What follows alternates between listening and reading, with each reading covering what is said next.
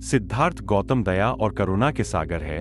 उनकी दया मनुष्य ही नहीं बल्कि पशु पक्षियों और प्रकृति के लिए भी है। आइए देखते हैं कैसे सिद्धार्थ गौतम ने घायल हंस की जान बचाई। एक बार की बात है, सिद्धार्थ गौतम और सूर्यदेव एक बहुत ही खूबसूरत बगीचे में थे। बगीचे की सुंदरता देखते ही बनती थी। वहां पर तरह के खूबसूरत फूल, रंग बिरंगी तितलियां और हरियाली बिखरी हुई थी। सिद्धार्थ खरगोशों के साथ खेल रहे थे, तभी सूर्यदेव आया और कहने लगा, तुम क्या खरगोशों के साथ खेलते रहते हो? तुम्हें कल का राजा बनाना है। राजा के भीतर इतनी भावुकता नहीं होनी चाहिए। सिद्धार्थ बोले, क्या सचमुच राजा के अंदर भावुकता नहीं होनी चाहिए? सूर्यदेव बोले, भावुकता तो इंसान को कमजोर कर देती है, और एक कमजोर इंसान कैसे जीवन के कड़े फैसले ले सकता है? सिद्धार्थ सूर्यदेव की बात पर मुस्कुराए और फिर से खरगोशों के साथ खेलने लगे। सूर्यदेव के आसपास तितलियां मंडरा रही थी। सूर्यदेव ने एक तितली को पकड़ा और उसका एक पंख काट दिया और उस पर धागा बांधकर उसको नाचने लगा। जब सिद्धार्थ ने ये देखा, सिद्धार्थ बोले, सूर्यदेव, तुम यह क्या कर रहे हो? क्यों इसे परेशान कर रहे हो? वैसे भी इसका जीवन काल बहुत छोटा है।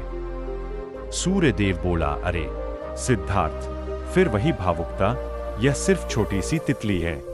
मेरा शौक तो बड़े बड़े जानवरों का शिकार करना है। ऐसे तो तुम्हारी नजरों में बड़े बड़े शिकारी पापी होते होंगे। ऐसा कहकर सूर्यदेव बगीचे से जंगल की ओर निकल गए। सिद्धार्थ वही खरगोशों के साथ खेलते रहे। कुछ देर बाद वह आराम से बैठे हुए थे, तभी उनके पास एक घायल हंस गिरा। उसे तीर लगा हुआ था। वह दर्द से करहा रहा था। यह देखकर वह बहुत दुखी हो गए। सिद्धार्थ ने हंस को अपने हाथों में लिया और आहिस्ता आहिस्ता हंस का तीर निकाला और उसके जख्मों पर मिट्टी लगाने लगे। तभी सूर्यदेव बगीचे में आया। उसके हाथ में धनुष था।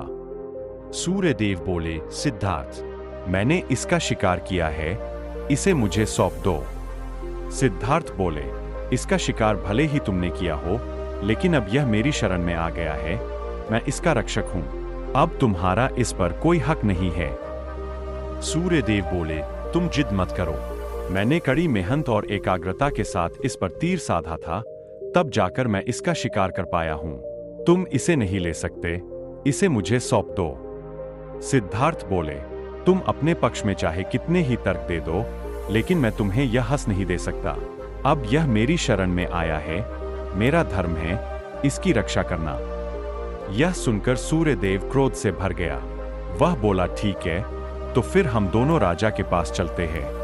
अब वही इस बात का फैसला करेंगे कि यह हंस मुझे मिलेगा या तुम्हें। सिद्धार्थ बोले, ठीक है, अगर तुम्हारी यही इच्छा है तो मैं राजा के पास चलने को तैयार हूं। मुझे यकीन है राजा न्याय जरूर करेंगे। सिद्धार्थ ने हंस को उठा लिया और दोनों राजा शुद्धोधन के पास पहुंचे। दोनों ने राजा को प्रणाम किया। सिद्धार्थ के हाथ में घायल हंस को देखकर राजा पूछने लगे, सिद्धार्थ, तुम इस घायल हंस को यहां पर क्यों लेकर आए हो? ऐसा सुनते ही सूर्यदेव बोल उठा, हमें न्याय चाहिए महाराज, और इसका विषय यह हंस है। राजा बोले, एक एक करके बताओ कि आखिर क्या बात है।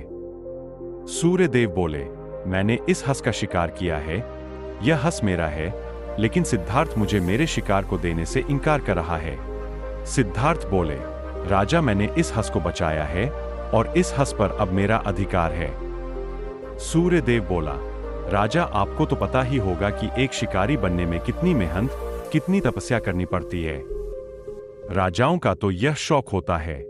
क्या मुझे मेरे शिकार पर अधिकार नहीं है, जिसे मैंने कितनी मुश्किल से साधा है?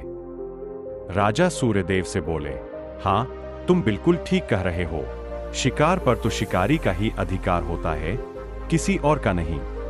सिद्धार्थ बोले, शिकार करने वाले से श्रेष्ठ बचाने वाला होता है। किसी का जीवन बचाने वाला भला कैसे गलत हो सकता है? आप खुद ही सोचिए कि भक्षण करने वाला गलत होता है या रक्षण करने वाला।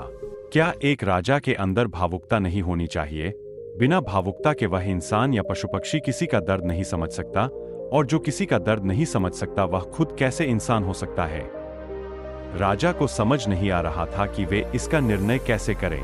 उन्होंने इस बात का न्याय करने के लिए अपने धर्मगुरु से कहा, धर्मगुरु, ये सत्य है कि शिकार पर उसके शिकार करने वाले का अधिकार होता है। और सालों से यही परंपरा भी चली आ रही है, किंतु इस अधिकार के ऊपर भी एक और अधिकार होता है, जो करुणा का अधिकार है, क्योंकि मारने वाले से बचाने वाला बड़ा होता है। इसलिए इस हंस पर सिर्फ और सिर्फ सिद्धार्थ का अधिकार है। धर्मगुरु ने आगे कहा, सूर्यदेव, तुमने मेहनत करके शिकार किया था, लेकिन तुम्हारी मेहनत की कीमत बेचारे हंस को चुकानी पड़ी। दूसरी तरफ सिद्धार्थ है, जिसने उसकी जान को बचाया है। संसार में किसी भी चीज से ऊपर किसी की जान होती है, और जान बचाने वाला ही सबसे श्रेष्ठ होता है। इसलिए यह हंस सिद्धार्थ का हुआ। राजा के न्याय के आगे सूर्यदेव कुछ ना बोल सका। यह कहानी हमें यह शिक्षा देती है, मारने वाले से बचाने वाला श्रेष्ठ होता है।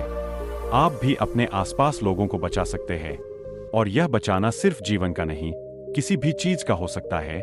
जैसे किसी के करियर को बचाना, सही फैसला लेने में किसी की मदद करना, जो लोग डिप्रेशन में चले जाते हैं उनको उनकी मानसिकता से निकालना, अपना और लोगों का वक्त बचाना। अगर आपके भीतर वह भावुकता है कि आप किसी के दर्द को समझ सकते हैं, तो सही मायने में आप इंसान हैं।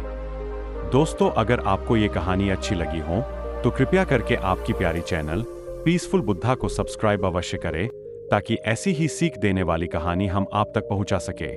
तो बोलिए दोस्तों, ओम नमो बुद्धाय।